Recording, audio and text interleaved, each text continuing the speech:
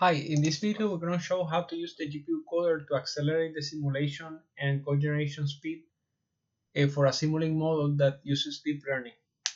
The model is going to be able to detect an object in an image using a pre-trained neural network. We're going to use the Googlenet for this.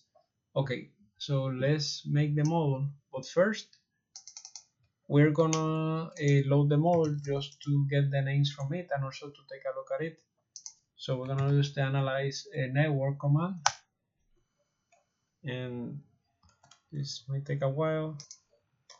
Okay, so here we have the neural network with the input of an image 224 by 224 by 3, which are the colors, and you have a pattern of using convolution, rectified linear unit for regularization, max pooling, cross-channel normalization, and the image dimensions go down as the layers progress and the number of features increase, and eventually the image becomes a 1 by 1, and we have 1,000 features, and each of the outputs, each of the elements in this vector is the probability of an object of a certain category to be detected within the image. Okay, so let's get the class names for the neural network to be able to know what is going to be the output. Okay, so there's only 1,000 image, but this pre-trained neural network can be retrained to detect just about any object. That's what I understand. Okay, so this is the neural network, and we're gonna get the layers from it. We're gonna get the last one, and we're gonna get the last element of an array in Matlab, and in this case it's the last layer. And from that we get the classes. So we get the class name. It should be 1,000. So let's take a look at the number of classes. 1,000 as expected, the 1,000 categories, and now let's just display some of them. We're gonna pick only 10 of them and randomly select the indexes and apply the indexes to the original array. So, and we can see that some of the classes are hyena, milk can, pineapple, etc. Okay, so now let's make the model. We're gonna use Simulink to create the model. Since we're gonna generate code for the model, we're gonna use the embedded coder category. We're gonna take the basic one, and we're gonna read the image from the image from file, and we're gonna use the default image peppers. We're gonna try to detect a pepper within the image, and let's take the result into the base workspace, which are the place for the global variables of Matlab.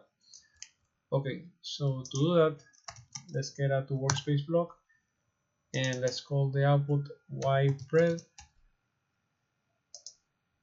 Okay, now since the input is coming from this image, and the output is going to the workspace, we don't need the root outputs and root inputs, so we're gonna get rid of them, and we need a block to get the neural network for making the prediction, the predict block from the deep learning toolbox, and we're gonna set it to network from Matlab function and put a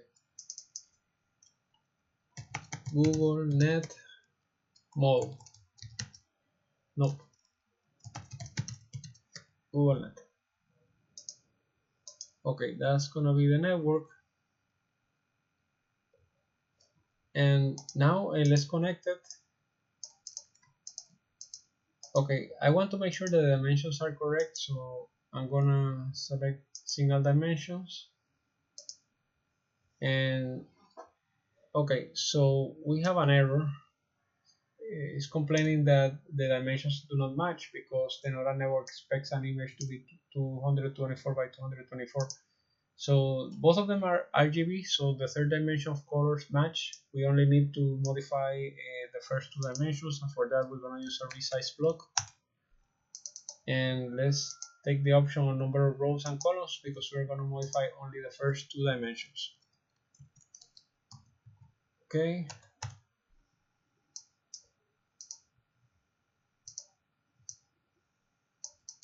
Let's see if it matches. Control D is for updating the model. So now the dimensions match. Good. So we're ready to simulate. But before simulation, we want to take advantage of the GPU. This is a deep learning applications tend to be embarrassingly parallel, so we can exploit parallelization in here. And okay, so for that we use the simulate. First of all, to generate code in a model, the model has to be solver has to be fixed step and discrete. That's for embedded code generation. Okay, so for simulation target, we want GPU acceleration, and that's gonna take the language automatically to C++. Okay, we're gonna use the target library DNN. Okay, good. Save the model. Whoops, let's put a name to it. Okay, GPU DL1. Okay, now let's simulate. We can use Control T to simulate or this bottom here, but let's just use the command to get the output in directly here. First, we're gonna use BD root, which is the current selected model, and that's the name that we just put to the model. So we're gonna just do sim BD root, and the first time you execute, it's gonna generate code. So you're gonna see a SLPRJ, and here it's gonna create an S function. This is the model, so you're gonna see an S function, and this is source code. So you should see something like with the name of the model like this, with underscore S function. So this is the CUDA. This is the CUDA code that is gonna run your model in the GPU. So why it uses an S function? S function is a Simulink block that calls external C code. So under the hood, what this is gonna do is gonna generate code for the model and wrap it into an invisible S function and compile it and run it from there within Simulink. And that way it accelerates simulation. That's why it takes a while generating code, but once the code is generated for the second simulation, it's gonna be much faster. Okay, let's pause it here. Okay, simulation is complete, and we got the output prediction with the categories in this output variable. But let's run it again just to see how fast it goes. Okay, so it should be almost immediately because the code is already generated, so the second time is taking advantage of the GPU. Okay, now we have the output, and we're going to use this script to evaluate to see if it was able to predict the pepper from the input. Okay, so let's just run the script.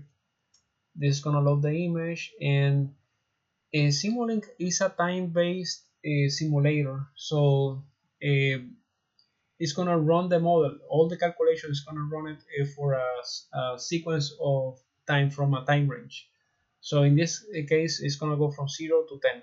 So you're gonna have a results for each of the time steps.